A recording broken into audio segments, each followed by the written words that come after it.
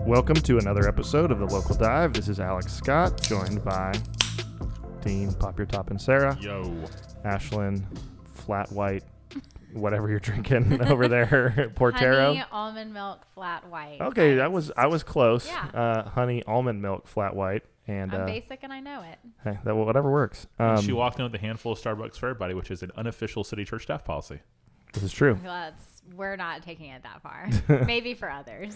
And fresh off of quarantine, COVID isolation, exposure isolation, producer Jacob back in the building. He's back. That's right. And it's good to have the crew back together. So we are going to kind of, in the, connection to the last two topics that we've discussed with dating and marriage, sort of finish this series, so to speak, today with the deep dive, looking at sort of sexuality and in one way, sort of the way that the purity culture of kind of the late 90s, early 2000s played into that.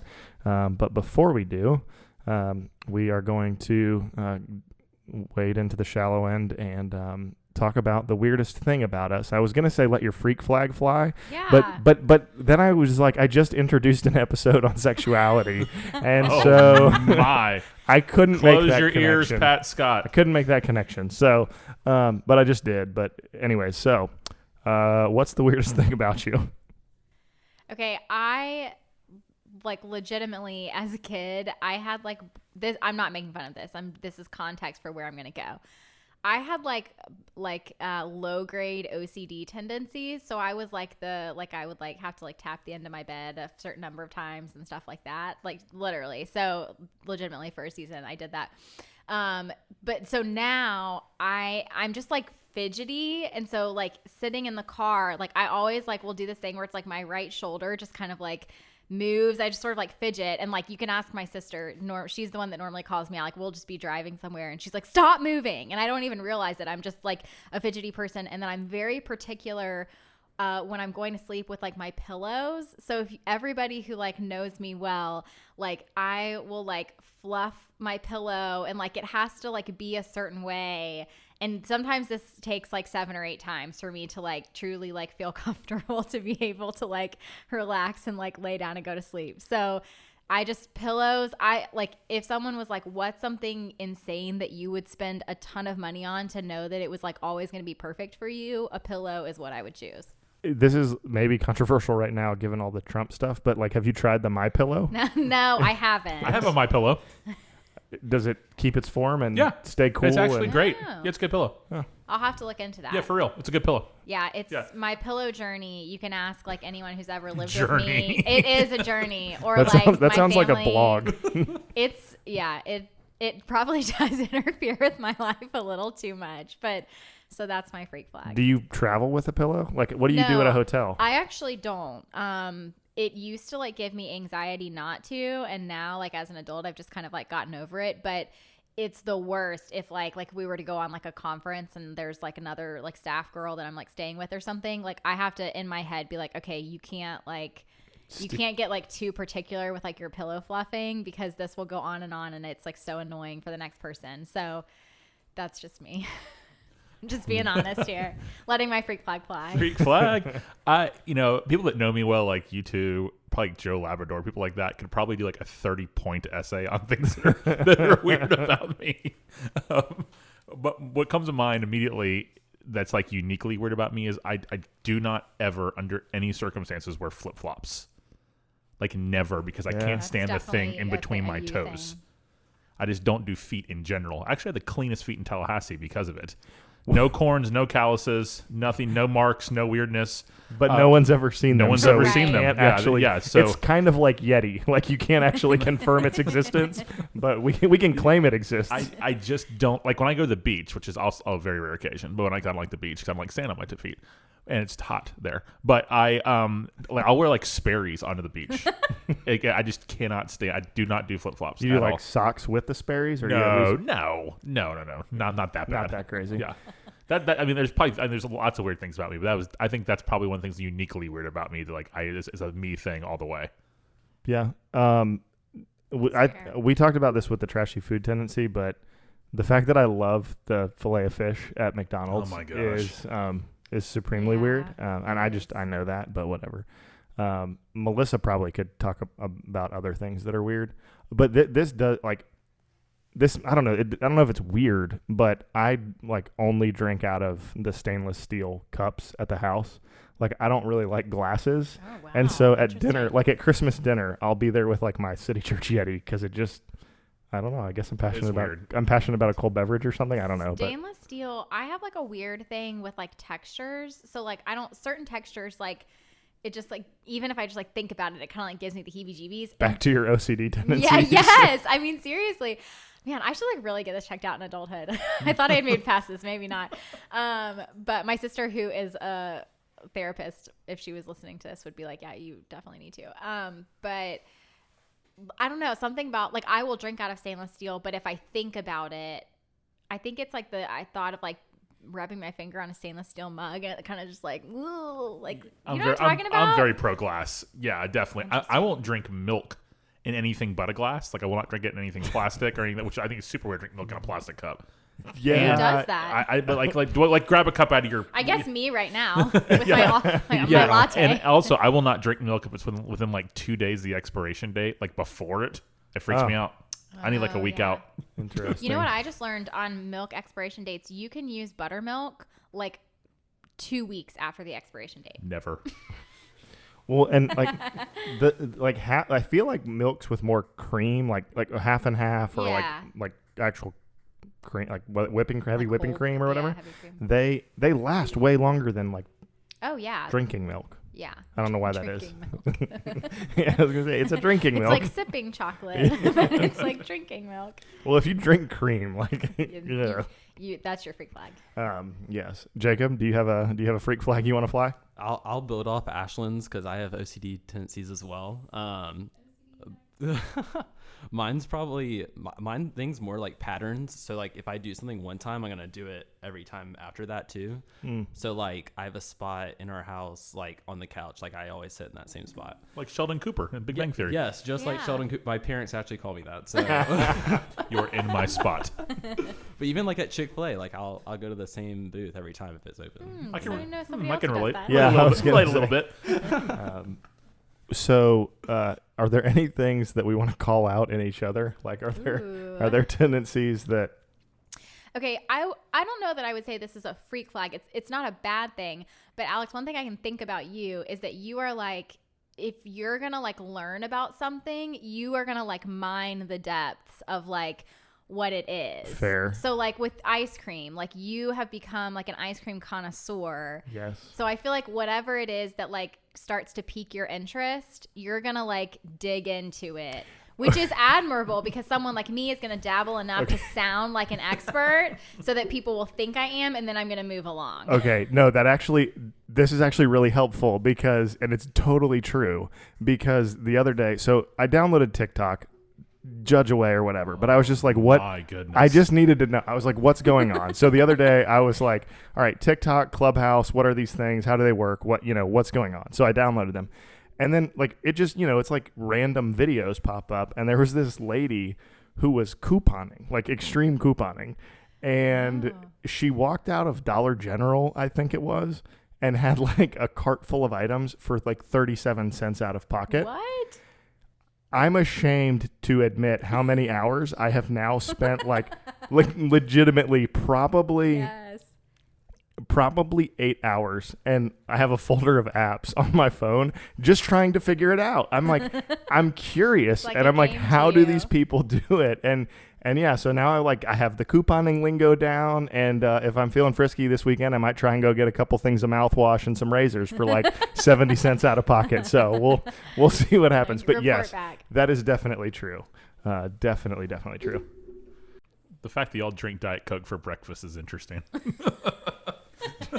Each of you. All day. It doesn't stop it. Probably in about like 25 years, I'm going to be like, my freak flag is like my third arm that I have, like because I'm just drinking poison every day. I've been with y'all like at 5 a.m. before. Y'all have Diet Coke. Oh yeah, yes. on a flight. So now we have like an outdoor fridge, and every time I go to Costco, pretty much it's just like, let's just get another thing of, I don't know what you call it, like a flat of Diet Coke, and so it's pretty much like, I'm leaving the house, grab a Diet Coke. Sounds right. But I mean, that's like you with green tea.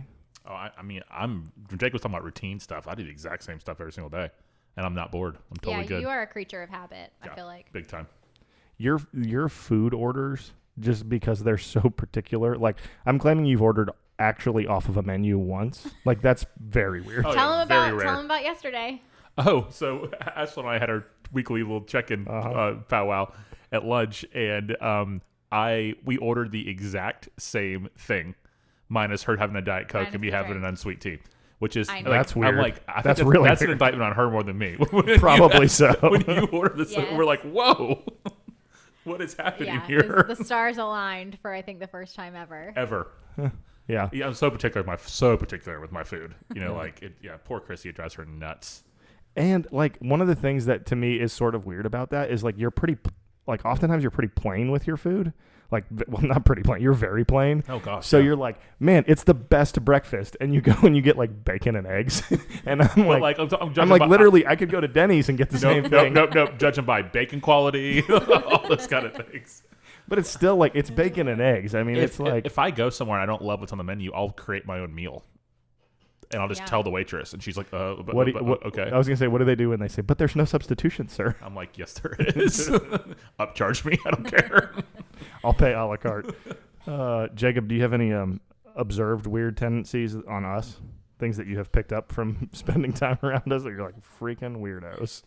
The only thing I can think of is for Alex, and you already mentioned it on here, was the baked beans, the cold baked beans out of the can. Oh, I don't know. That was my mom. Oh. She eats, Oh, So good grief. that is definitely one weird thing that Pat Scott does. I will not eat baked beans out of a can. My mom eats them cold the next day. Aren't the beans in a British breakfast cold? Yes, English are. breakfast? That's right. Uh-huh. Yeah, I I remember think that so. when we were over there. Yeah. No. Nope. But, well, I think that's enough of that. We're And a bunch of weirdos. mostly I just feel really uncomfortable with the fact that I'm as weird as I am right now. So, And never speak to Ashlyn before 7 a.m. Let's just keep moving along. 'Cause with or without a Diet Coke. Anyways, we're moving right along, and we're gonna head on into the deep dive and talk about sexuality and purity culture. And I think some people probably listening are like, "What in the heck is purity culture?" And so to maybe frame that, Dean, can you maybe talk about sort of what really, and to me at least, what kind of ignited that was Joshua Harris and the book I Kissed Dating Goodbye. Yeah. Is that right? Yeah, I would say the True Love Waits ministry Okay. movement too. Yeah. Yeah. Were those, I mean, I can't really remember. I think about them together, Yeah. but were they linked? Or True Love Waits was a little before, but we're Okay. talking like in the same decade. Yeah. Like I mean, I remember like all of a sudden like the Christian girls at high school like all of a sudden didn't have boyfriends anymore because they read I Kissed Dating Goodbye in their youth group, things like that. and they were dating God now? Yeah, that's what they would say. Yeah. Yeah. So purity culture, it's kind of like resurfaced as like a thing to be talked about because there's so many people now who like have angst towards their childhood Christian subculture like rearing, I guess, that has become like, and I do think it's done some damage too. And I think it's done some positive things as well. So I think we can kind of flesh through all that. But the big picture of purity culture was this movement of saving yourself, sexually for marriage. But it was looking back, it was approached very legalistically, a major lack of grace and really a lack of gospel. And it became this sort of like self-righteousness where like you were a horrible person and we feel bad for your future spouse. And you're almost like, they didn't use these words, but it was implied. And I think most people would agree with this, that we're in that movement. And it was implied that like you almost like don't deserve that person who saved themselves for marriage sexually if you didn't. And just very stuff that like the gospel is very much not of, that's those kind of things. So the movement was to try to get everyone to sign these True Love Waits cards, which was like made a pledge that you would like wait till you were married to be, and so, and then after that, the I Kissed Dating Goodbye, Joshua Harris was a book that came out late 90s. So True Love Waits, I'd say was like 92, 93, 94, like in that range. And then late 90s was Josh Harris, where he was talking about this whole idea of like courting.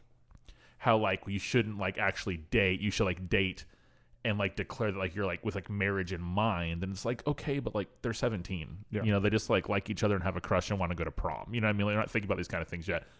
And it just sort of created this weird kind of subculture, non-reality sort of thing of dating. And so it just kind of, at the time, I don't want to talk forever and hog this, but like I like lived in it, right? Like I was like the youth group culture I grew up in, not youth. I wasn't involved in youth group as much, more just like the Christian culture I grew up in, like this, I was immersed in.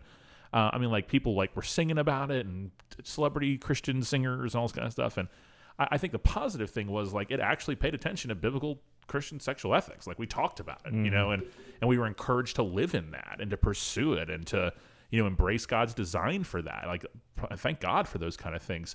But like again, the real negative was I think it really was a lot of gospel-less and just very works righteousness that really elevated you as like almost like moral superior, and I'm putting air quotes up, like marriage material, you know, rather than someone who was not. And I almost would have, I think someone who was not would have felt like they were, you know, like the skits they used to do were like, they would say, go to YouTube and look up Matt Chandler's talk about the rose. Matt did such a good job with it, where they would like have this rose and they'd like peel off a petal, and that was like for every guy you were with, kind of thing. It was, you could tell it was very directed towards. It seemed like it also was very directed towards girls. Yeah, like they probably would admit that, but that's how it felt.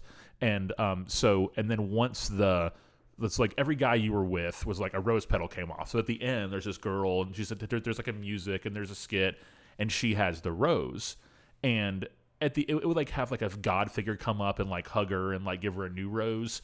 But like, it just was weird that it just brought a lot of shame. I thought like you're this like flowery, like petalless rose, and some people would say, who's gonna want this rose? You know, it's like, well, I think God is gonna give you like, yeah, the new rose part at the end was a good part of the skit, but at the same time, like we're new creations, and everyone should see each other that way, not petaled full roses and not. You know, it's just that kind of stuff. It just was sort of.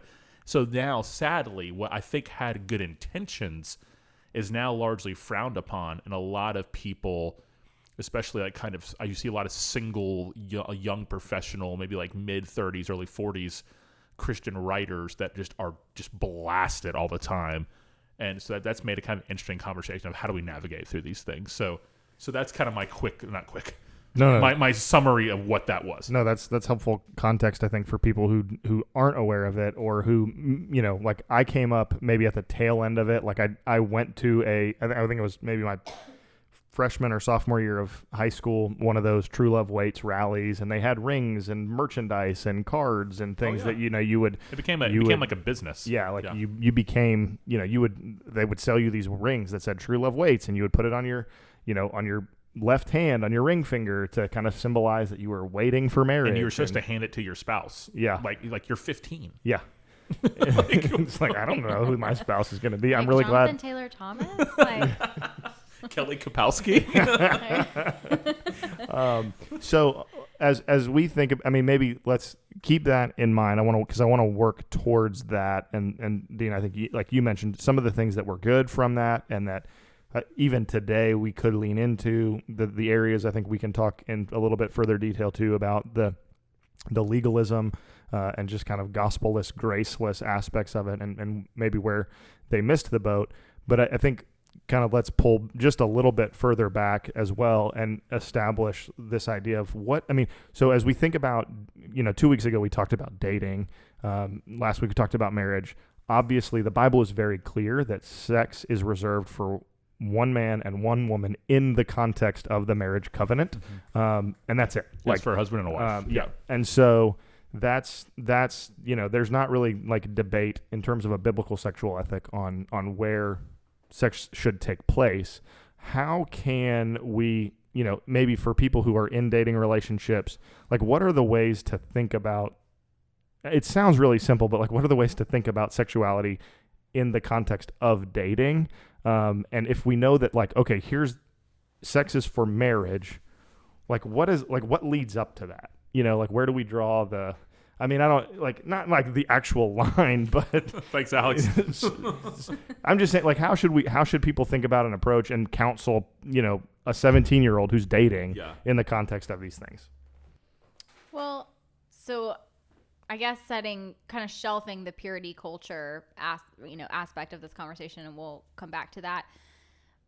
I think that kind of what we have talked about the last 2 weeks, if all of this fits into the framework of pursuing holiness, pursuing God's design, then I think that's what we're teaching. And so we're not just saying, here's how to be sexually pure, to be a moral, good person. We're saying here's actually how to live according to the design that God has for your life, and God has created sex. And so like, it's important. One, I think it's important that Christians talk about it. I would say that probably a lot of problems arise from not talking about it enough, you know, but in the right ways. And so, I mean, for a 17-year-old, I think the conversation about pornography definitely has to be there, because the majority of them have already seen it. And that's where, you know, studies will show that a lot of adolescents today are learning, they're getting a lot of their sex education digitally, you know, and through conversations with friends, maybe even before they're engaged in a sexual relationship. And, you know, and there are also studies that show that people that, I guess adolescents and unmarried adults are having less sex than they have in the past, and it's out of wedlock. And so there's, you know, we could get into all of that, but I think that the church's responsibility is to, you know, to teach people what the scriptures say about God's design for our bodies and for us as people created in his image. He has a specific purpose for sex and for where it belongs in the context of marriage. And so I think if we're teaching like a holistic view of that, then all of that comes as like, and this is part of learning what it is to live as God's people, you know? So it's, yes, of course, it's important, sort of like what we're doing today, to drill down into specific topics and conversations.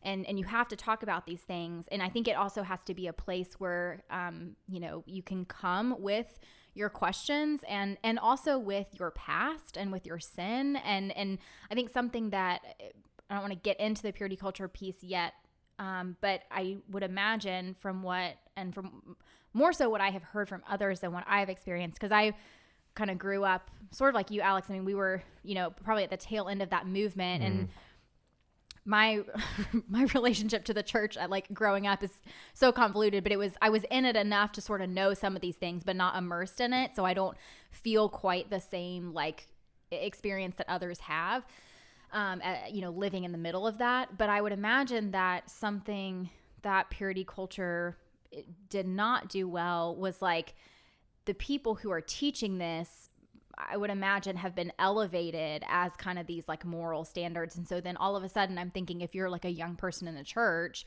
and you have all of these questions, you know, and all you're being told is if you, you know, compromise yourself sexually, if you, you know, are engaged in sexual sin, that, you know, you're now going to have terrible relationships in the future. And, you know, and all of those things, again, the gospel's not coming to bear on all of these issues, then I think that just creates a lot of confusion, and it shuts down a lot of conversations and a lot of opportunities for discipleship to say, we are all, you know, still wrestling in our flesh, but the gospel frees us to now live in pursuit of holiness in Christ. And that's the better design for our lives. And so I think that's how we can like start to have some of those conversations. But yeah, I mean, I think sometimes it's easy to almost oversimplify some of those conversations. And especially I'm thinking about like my upbringing and in the context of this conversation, you know, when we do minimize the conversations about sex and sexuality as Christians down to like moral standards,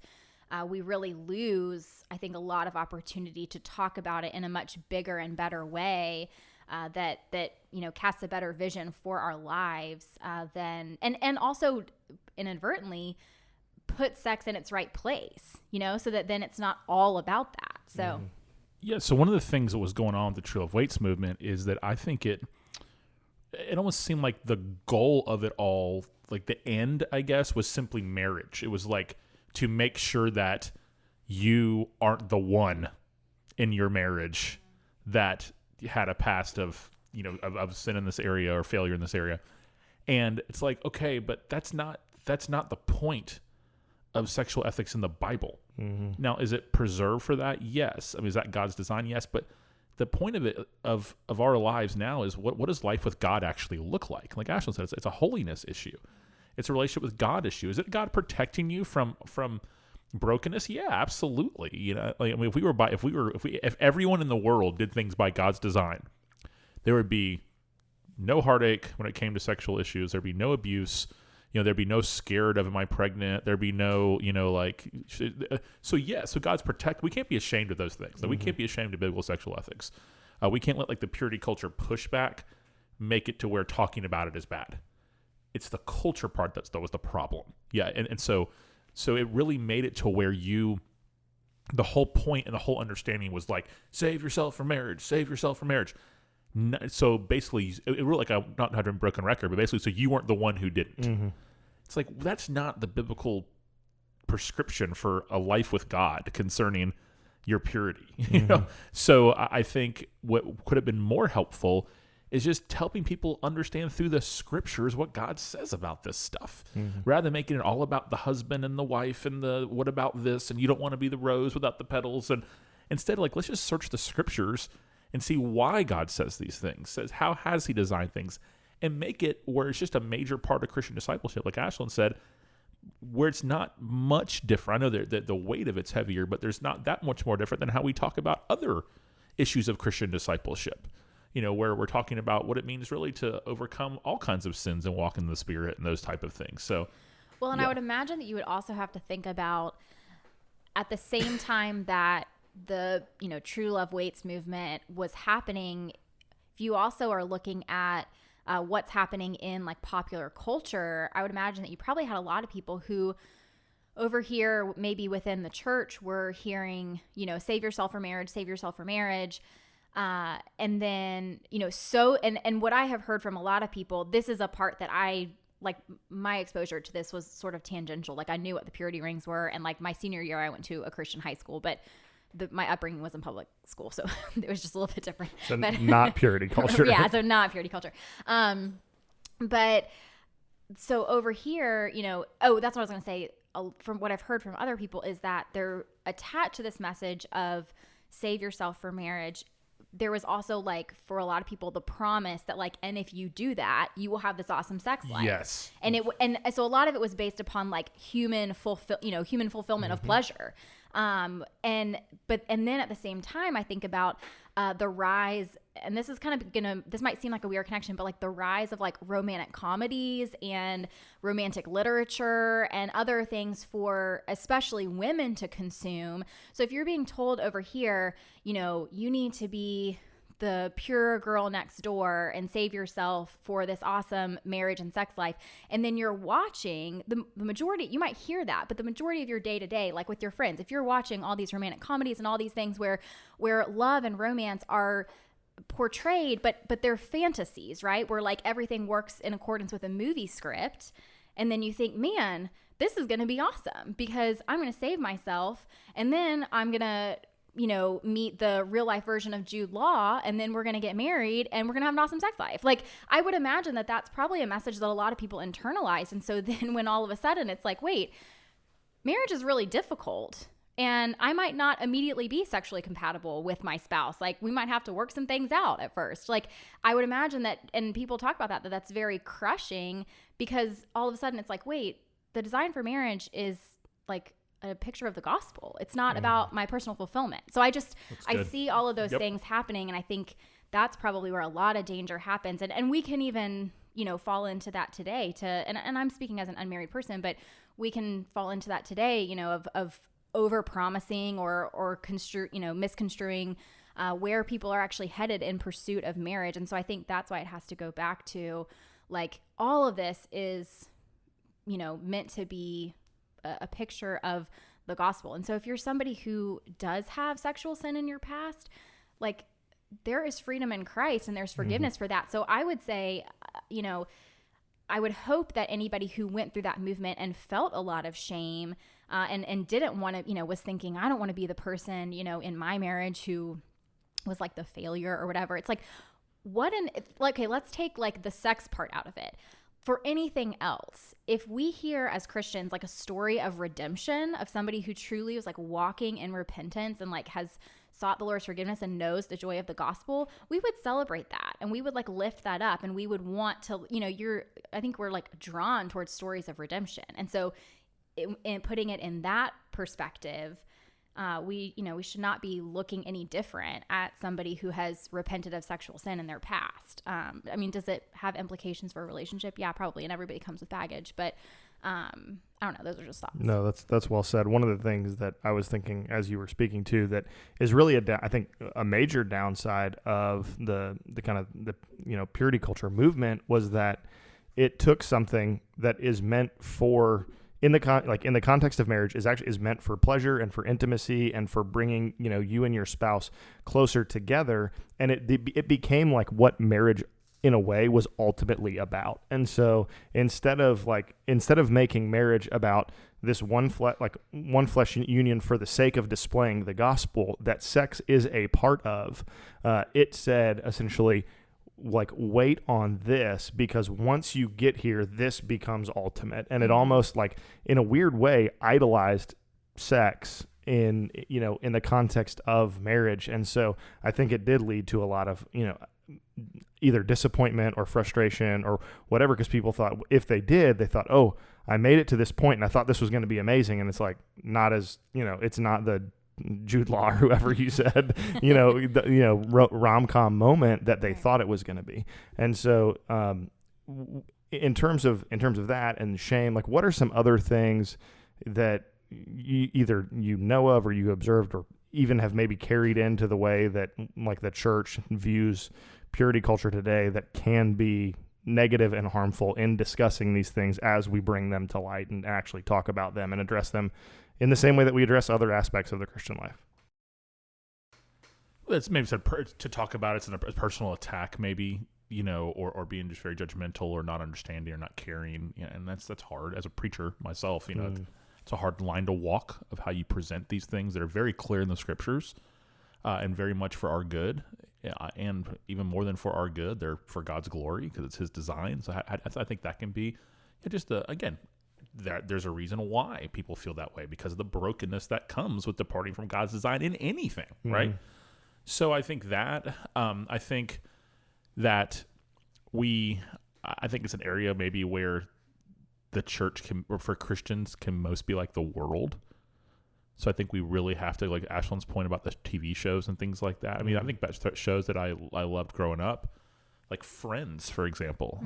I think Friends, somebody said, I don't know if this is true or not, but the show Friends doesn't go 2 minutes at a time without some sort of reference to sex. I don't know if that's true, but that doesn't surprise me. No, so it's so like, I'm not saying don't watch Friends. I love Friends, but like the messaging is always there, and it's the main messaging of all entertainment, really. So that's really a hard situation if we're trying to live in the world and disciple people in the world, a world that glorifies sex, that thinks there shouldn't be any consequences. I mean, like, you take away abortion and I heard Moeller say in the briefing recently, if you take away abortion, you basically take away the only, lasting consequence, quote, for sex that's left, right? Because that's the only, because we have treatments, we have, contraceptives for STDs, and we have, treatments that are very good now and all these type of things. And the only thing really people worry about now is like, am I pregnant? But they don't have to worry about it because there's pills, abortion, that kind of thing. So I think all that is just a big part of the conversation too. It's just made it really, I think, a real difficult place for discipleship, because the world is really seriously speaking the complete opposite message of what the scriptures are. This probably more than anything else. Maybe the love of money will be another thing. Will be another thing close to it, I guess. But that doesn't come with all the baggage, Yeah. Well, and so I mean, even if you think about being in the world, like, the world has discipled most Christians on their sexual ethic, probably more than the Bible has, sadly. And so, and it's one of those taboo topics. Like, you just, it's like, you don't talk about money, politics, and sex. And our church talks about all three. Our church, like, and so, and I mean, even like, this isn't totally true, but I think even outside of the church, those are things that people just like, that's private. That's which then makes it, in some ways, easier to hide if you are, walking in sin, or if you have a desire to kind of grow in this area, but then you're like, we don't go there. Like I don't even go there with people who are close to me, and so then it's really weird to go there if you're not that relationally close. And so I think like that's just a missing factor, is that while this brought it to the forefront, like even still it's such a taboo thing for people. I mean, even as culture makes it maybe more liberating, like I don't think that many people are actually talking about it. They're reading articles, they're watching pornography, they're watching movies that essentially now, I mean, it's hard to even distinguish what is and isn't pornography these days, like in terms of Game of Thrones and things like that. I mean, so you just I think like on a good side, it did bring it to light and it allowed people to talk about it, but because it was such a legalistic viewpoint, it almost then shuts it back down, and so people don't feel like they have the freedom to bring these things up. Well, I also wonder if when you think about a movement like True Love Waits or some of these others that were part of purity culture, it's almost like you're trying to, I can understand people wanting to create a movement of like Christian conviction, right? Like we want to have convictions as Christians. We should, if the Holy Spirit, if we're indwelled with the Holy Spirit. But I think it, in some ways, kind of neglects or undermines like just the value of daily discipleship and faithfulness, because, if you create zeal for a good Christian, desire or conviction to live in accordance with God's design, in this case to pursue sexual purity, if there's not that like foundation of actually following Jesus, of daily dying to self, of picking up your cross, and also of understanding you being loved by God and you loving God, like if all of that isn't there, if you're not actually walking with the Lord, then that zeal is going to fade because we're sinful, right? And so when sin creeps in, when temptation creeps in, and you're found in those moments with this foundation of faith lacking, I think that's probably where a lot of Christians are going to fall. And so I think something like these movements, it can't, and I'm not saying that it was, but it can't just be about like, let's create this system so that by signing a card, like I'm a more moral person. No, like the Lord works in the heart. And so that's what he searches out and sees. And so I think that's one thing, is that it can't be divorced from just this daily growth in the Lord, because that's where spiritual transformation happens, by reading the word, by praying, by fellowship, all of those things. Like that has to be there. And then, this growth into God's design as we are being made new day by day is going to happen, if we're actually walking with the Lord. And so I think that is important to remember. The other thing that I think about too is I would imagine it was probably really, looking back, maybe really confusing or difficult for people who do feel like they suffered or were hurt in some part by purity culture, for how a lot of that had like no accountability to like a local church body. So I think about someone like me, we went to church sometimes, but not all the time. And like we would go to, my mom might take us to like Lifeway to get like a Christian book or something like that. And like we were a part of like different, kind of parachurch ministry activities and things like that. But what was I going to say? But so when I got to my senior year of high school and I was going to a private Christian school, they had like they literally called it Abstinence Day, which sounds really bad. It's like only for one day. Yeah. I'm like, I think we missed the messaging there. It's abstinence today. It's just school today. So I talked to somebody recently who was gonna. This is great. This is anything cultural Christianity like this. Abstinence Day reminded me of this. Sorry to interrupt you, but I had to get it out before I forgot. He was giving up sex for Lent. He's a single guy. Oh my! So man. So after Jesus rises from the grave on Easter Sunday, right back at it, baby. Oh my gosh! Sorry, go ahead, Ashley. Help us. So anyways, going back to, so abstinence day, senior year of high school, and they brought in a group and they did like the skits to music and all of that stuff. It wasn't the Rose, but it was something else. And you could make a pledge and sign the card. And I think about that and I'm like, who did those cards go to? Like our school administrators, like these strangers who traveled from like their Christian ministry in California to like do a performance at our school, like to a Lifehouse song. Who am I now accountable to with like my purity pledge? And so I think that's another thing is like, let all of this happen in the context of the local church. And that is why it's so important to also be, seeking out people who aren't a part of a local church, because that's a place where, not that churches have done this perfectly, but hopefully and prayerfully, that's a place, in the safety of Christian community and like a true gospel culture, that a lot of this can happen in a healthy way, as opposed to just kind of receiving this messaging and thinking, okay, my kid heard a good message about sexual purity, and check, I've done my duty as a parent or as a teacher or an educator or a leader or whatever it is. I don't mean that to like put blame on any of those people, but that just has always stood out to me. I'm like, so when when they like hype us up and they're like, okay, sign your purity pledges, and like, where does that go? Like, did somebody just, who sit in a box in the closet for 19 purity pledges or whatever? And it'd be a thing where if like the next year, part of like the invitation would be like, if you messed up, re-sign it. Yeah. It was just all about that. It was just, and so fast forward where we are today, and I just don't know if it was really successful at all. I mean, again, back to Ashland's kind of like, what's the measurement? Who's accountable? Mm-hmm. I don't know how you define success, but how many, I've actually thought about writing a book called like Reclaiming Purity Culture. Like, not the better title than that kind of idea. So I'm thinking out loud here for a minute. I thought about addressing all this we're talking about in book form. I think this needs to be talked about for someone who's not mad about it, but who grew up in it and knows the issues of it. And by grew up, just like the cultural stuff I was surrounded with, the Christian things, parachurch, that kind of stuff. But fast forward, here we are today. I mean, how many Christians, professing Christians, live together before they get married? How many Christian students, Christian young adults, are sleeping with their boyfriend or girlfriend, or have, or whatever it might be. We're definitely, I would say, not in a purity culture for Christians. But here's the thing: like, we need better words. Like, the goal is not purity culture. Mm-hmm.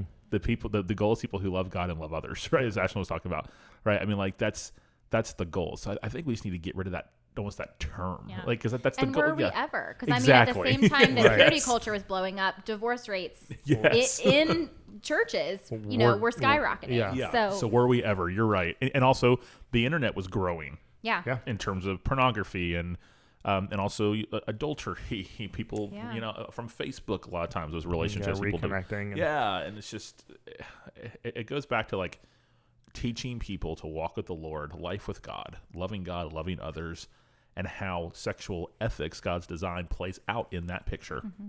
And I would say I haven't read her book, but talking back to Purity Culture by Rachel Welcher, that's received a lot of attention. It's on my list to read.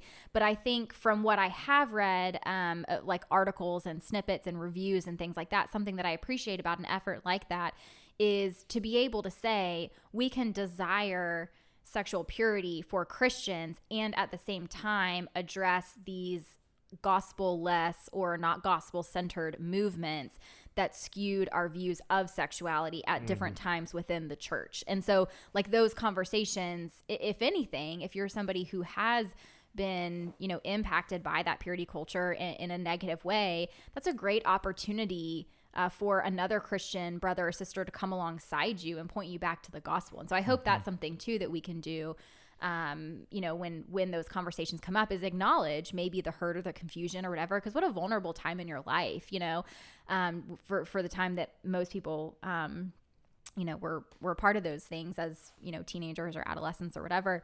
But then, to also say, and we can desire sexual purity because it's God's design.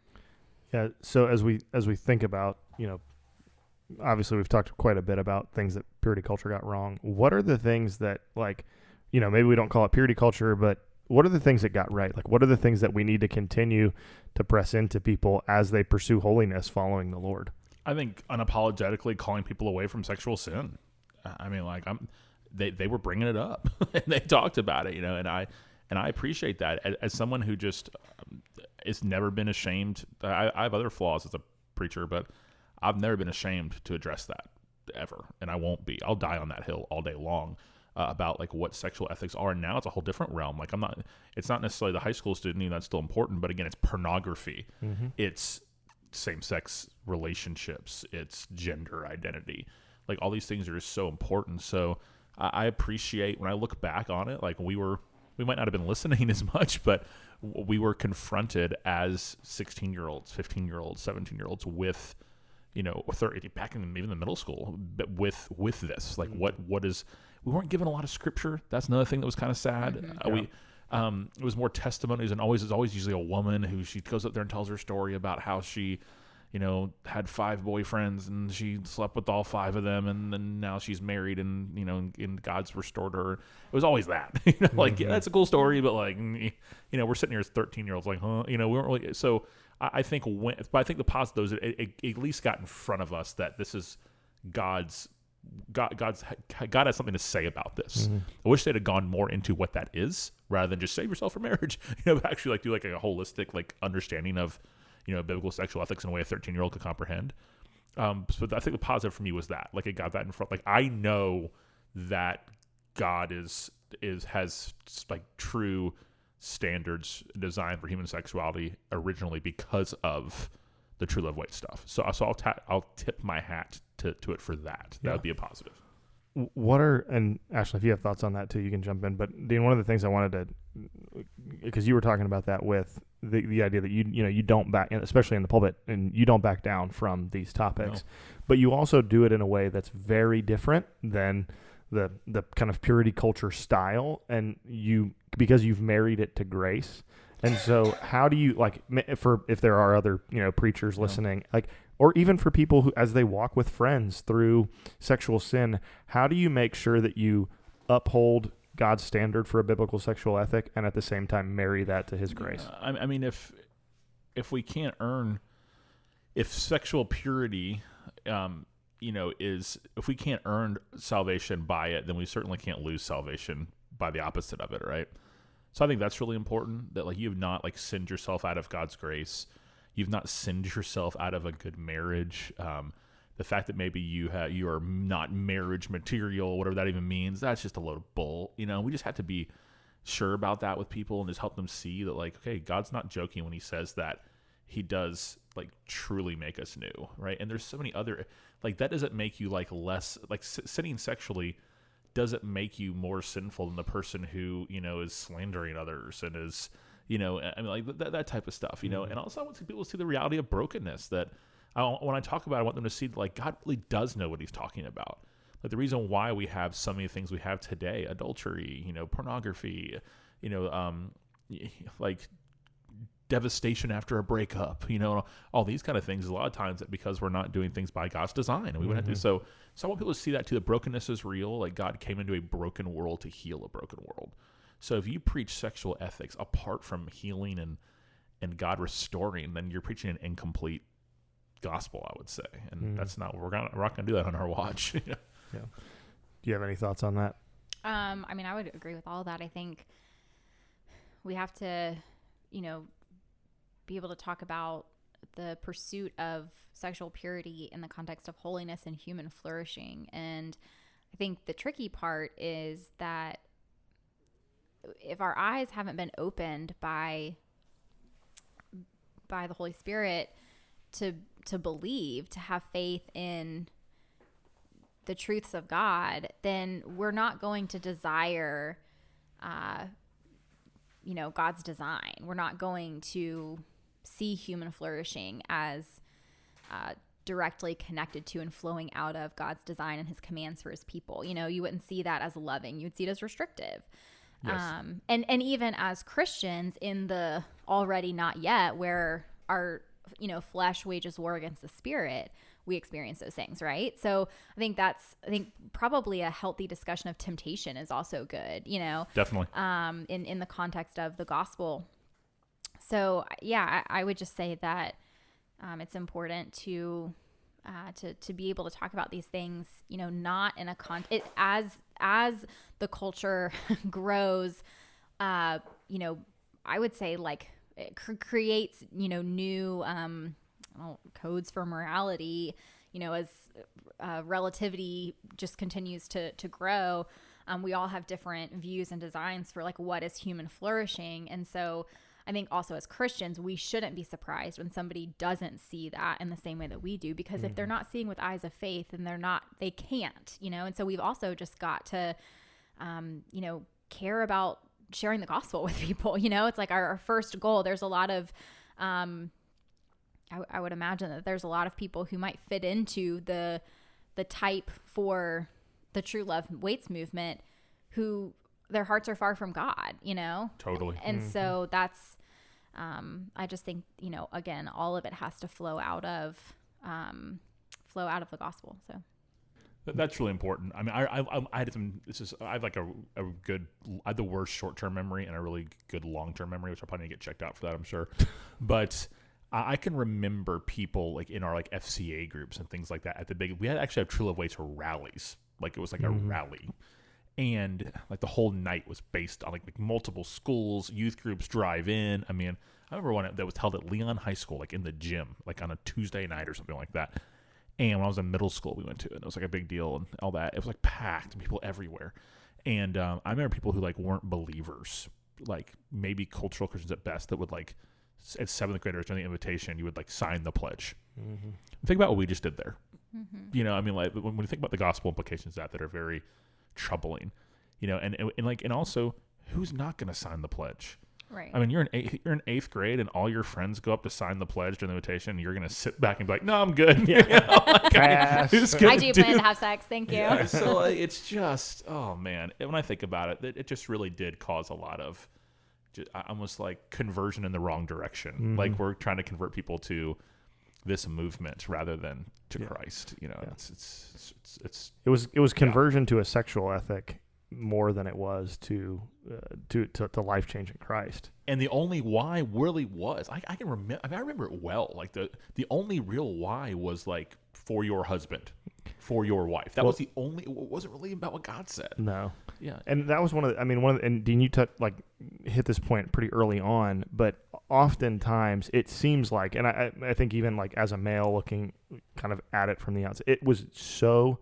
heavily geared towards women. And I think part of that is like just cultural views of at the time, at least, like manhood and womanhood, and like, girls having to say, it was more, I felt like it was more about women saving themselves for their husbands than it was like both men and women trying to pursue holiness and purity in the context of sexual relationships. And so like one thing that I was going to ask is how do we do this and talk about those things in a way that values both men and women and doesn't just like essentially single out women and shame them for the fact that the sin is the same. Well, that's a way too that I think we can be countercultural, because even in the culture at large outside of the church, like the guy who's like has a really sexual lifestyle is like the man, and the girl gets around, kind of thing, right? That's like a long time, like kind of consistent thought process for just the world at large. So God's sexual ethics in the Bible aren't, hey ladies, ... hey guys, ... It's the same for all of us, right? So I think that's why we can be counterculture, is there aren't different categories he has when it comes to this for different people based on their gender in terms of sexual ethics. But like, because culture at large really does for as inclusive and all these different kind of things, and pro, anti-misogyny and all these things as culture tries to pretend it is at large. I know cultures are where any crowds would hate me just using the term culture generically, but I just use it, let's say society. Okay. Yeah.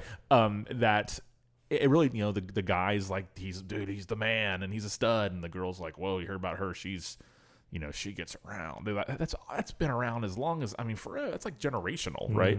And I think we can be countercultural by just not having this like extra level of shame in our, or an extra caveat for women, that is different than men. And really also be unashamed to call men to lead, that like, so people ask, sometimes I'll have a college guy who's like single. He'll say like, how can I come around college students a lot? Like, how how can I lead my girlfriend spiritually? I'm like, well, it's not really your responsibility because you're not you're her boyfriend. Her boyfriend, not you're your not a spouse, husband. yep. But if you want to practice being a godly man in the relationship, here's how you can do that. In terms of don't pressure her or lead her into temptation or to or to sexual sin. That's what you can do. That's again, you're not her spiritual leader. That's not your job. You're a boyfriend or you're a friend or you're but you can model. So yeah, so that's a way. So that's why we can do it too. Is call men to something larger, something different. Yeah, that's good. Well, hopefully this was a enjoyable, helpful conversation on this topic. And as we transition into the local on tap segment, spring baseball is in the air. 2 of the 4 people at this table are excited about that. I don't know. Maybe you are, Jacob, You a but baseball guy? I don't know. Producer Jacob? Not really. Like those biceps could probably hit some doubles off the wall. So just want to let you know. So in honor of baseball, I mean, I don't know. I think we've just petitioned ourselves at Chick-fil-A, but Dean and I would love to see a minor league baseball team in Tallahassee. Be great for our city. Just it makes sense. But we're on the loop. Yeah. Like Jacksonville has a team. Pensacola has a team. Like we're right in the middle. We're in the middle. Right on I-10, the road they take between them. Yeah. But so in honor of that, in honor of our desires, if a team was coming tomorrow, what would their name be and or their mascot? Okay, well, before we do this, I want to hear what are some helpful frameworks for choosing a minor league team That's good. name? That's actually really That's good. How tied does it need to be to the identity of the city? I can answer that real truly. Well, first of all, I made a mistake. We're no longer on the route because Jacksonville just became AAA, but we're still in the vicinity because Montgomery's AA, Pensacola's AA, Birmingham's AA. Like we're close. Yes, We're in the radius. Biloxi has a team for crying out loud. They're AA. Brewers, at least they were Brewers. Yeah. So what it used to be just like minor league teams would come up with a name. Sometimes they were called like the same name as the other team. Okay. Like they're like their parent team, Okay. or like they used to be like the Daytona Beach Reds. Mm-hmm.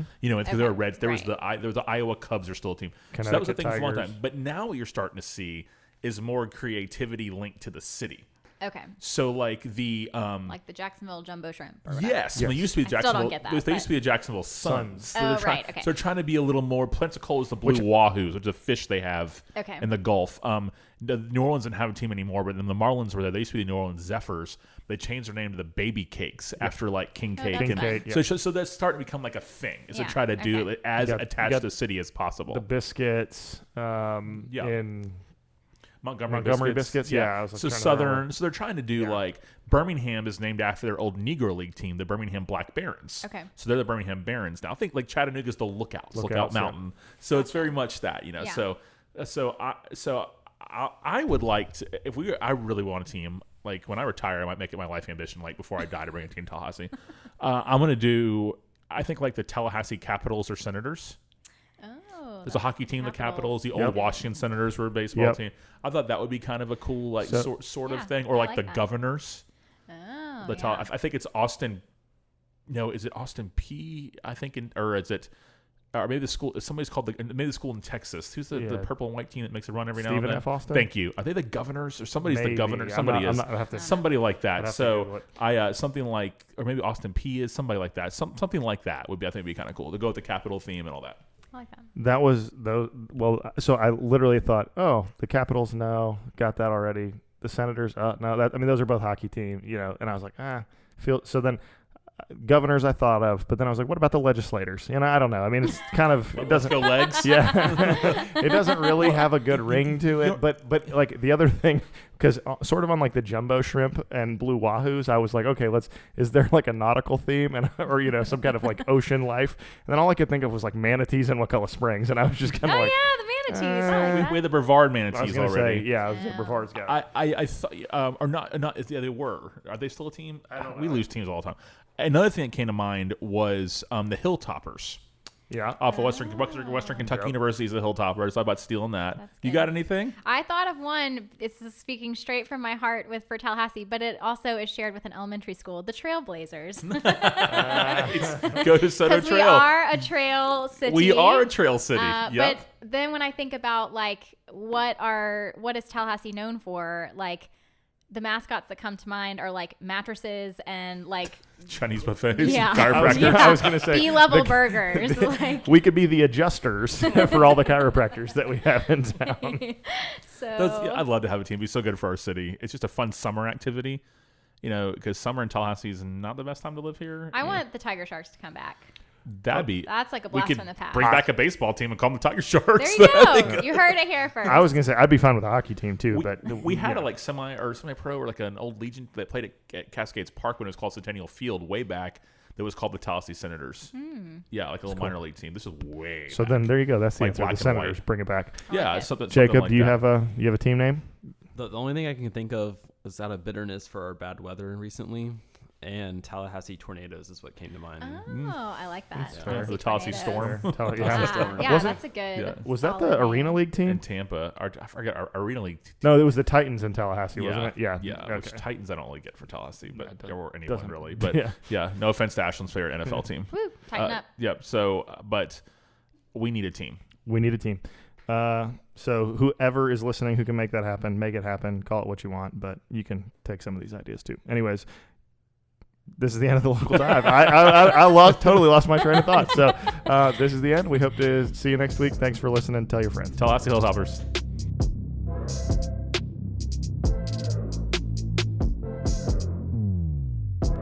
Thanks for listening to The Local Dive, a podcast diving into deep and shallow musings about Christ, the church, and culture. Don't forget to subscribe and leave a review wherever you listen to podcasts. You can follow The Local Dive on social media and continue the conversation with us on Instagram and Twitter at The Local Dive Pod.